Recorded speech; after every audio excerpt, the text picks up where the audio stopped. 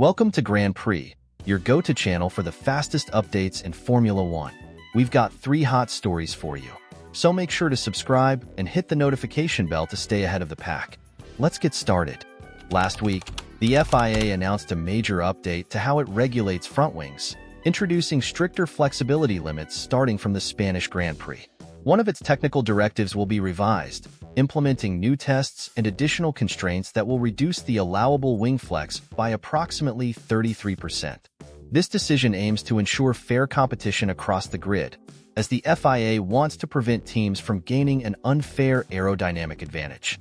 However, these modifications have already sparked controversy within the paddock, as many engineers fear they could have unintended consequences. One of the biggest concerns among technical teams is the potential return of porpoising, an issue that plagued cars during the early days of the ground effect era. According to Auto Racer, some engineers believe that these new FIA tests will force teams to revert to older front wing designs, which previously compromised aerodynamics and caused excessive bouncing, especially on long straights. Without flexible wings to stabilize airflow, porpoising could become a major issue once again, creating significant challenges for teams. The primary solution to combat porpoising under these new restrictions would be to raise the ride height of the cars. However, this would directly impact overall performance, as teams rely on a low ride height to generate maximum downforce. For top teams with advanced resources, finding an alternative solution might be possible. However, smaller teams are particularly worried, as they lack the budget and expertise to compensate for the lost performance through other aerodynamic adjustments.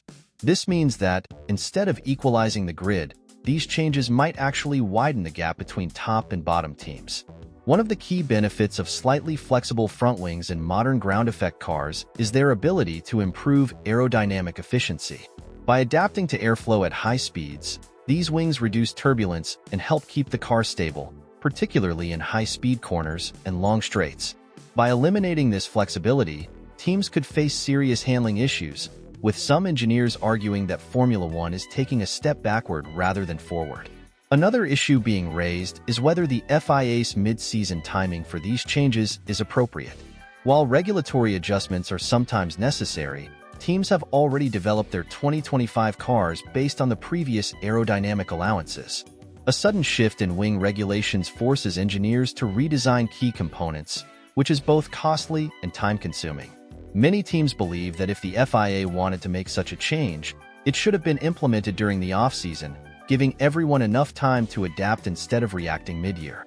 At the same time, some experts argue that stricter front-wing regulations could eventually lead to a better balance in car designs, forcing teams to develop solutions that work within more rigid parameters. However, whether these changes truly enhance competition or create unnecessary setbacks remains to be seen. If porpoising becomes a widespread issue once again, the FIA may come under pressure to reconsider its directive, potentially altering the rules before the end of the season.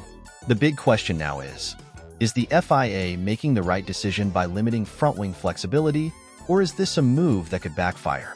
Will these restrictions lead to a fairer and more competitive grid, or will they bring back porpoising and create new challenges for teams?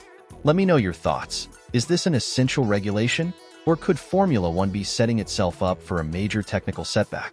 Red Bull has been going through several structural changes, and with key departures in recent months, the team has had to reorganize multiple roles to maintain its efficiency.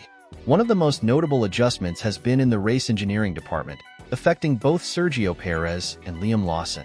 Hugh Bird, who previously worked as Perez's race engineer, will no longer hold that position. Taking his place is Richard Wood, who was involved in some races last season alongside Perez and has now been promoted.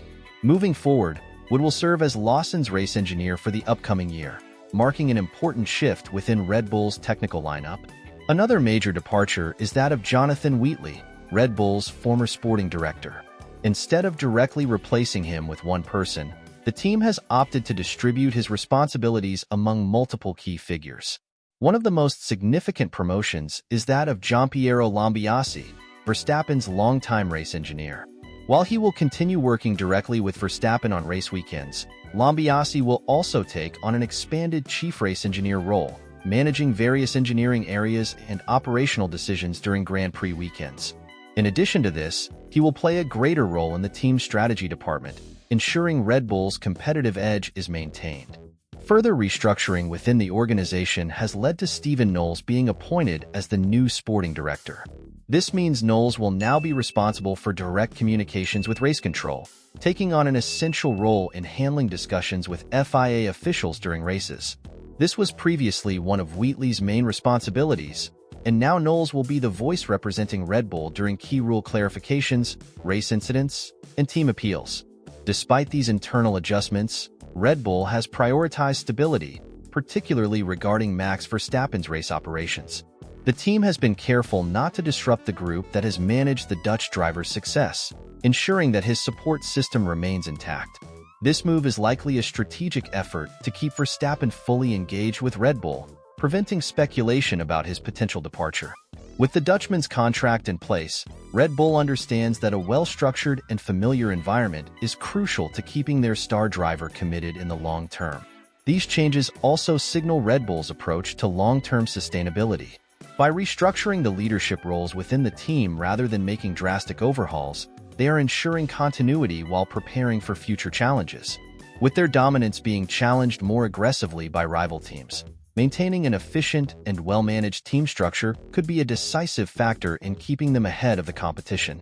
With all these behind-the-scenes changes, Red Bull is stepping into the new season with a slightly different internal structure. The question now is, will these adjustments have an impact on the team's dominance? Can Red Bull maintain its winning momentum, or will these shifts create openings for its competitors? Let me know what you think. Will this be another year of Red Bull supremacy, or could these changes shake things up? Carlos Sainz's move to Williams may not have been the most glamorous option for him, but for the team, it's nothing short of a game-changing acquisition. Williams has been vocal about their excitement since his arrival, treating him almost as a savior figure, someone who could finally elevate them from years of underperformance. Mechanics and engineers alike have expressed their enthusiasm about working with Sainz, recognizing that he is, without a doubt, the most high-profile driver they've had in a long time. Looking at the team's recent history, the last driver of a similar caliber might have been Felipe Massa, who was already past his peak by the time he raced for Williams.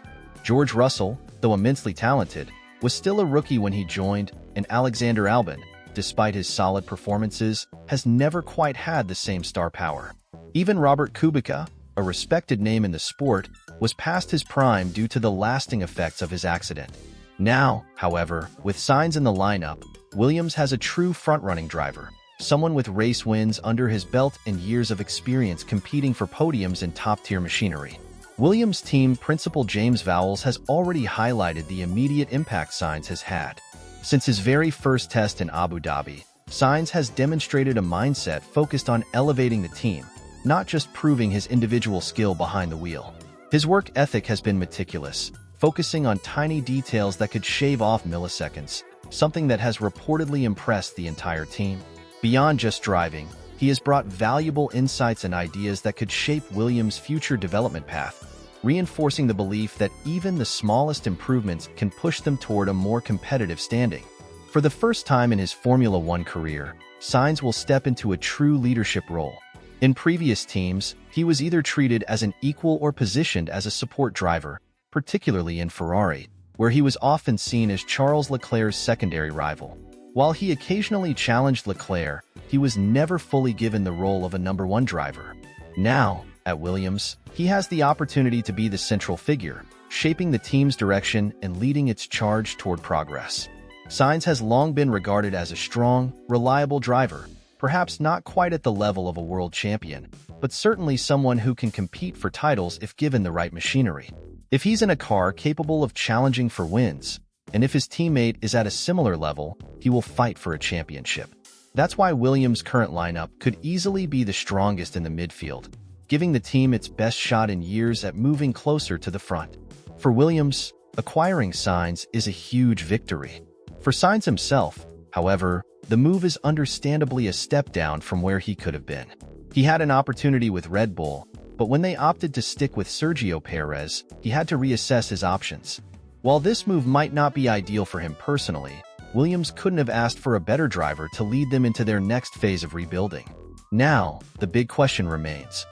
What are your expectations for Carlos Sainz at Williams? Will he be the driver that elevates the team, or will the car hold him back from making a real impact?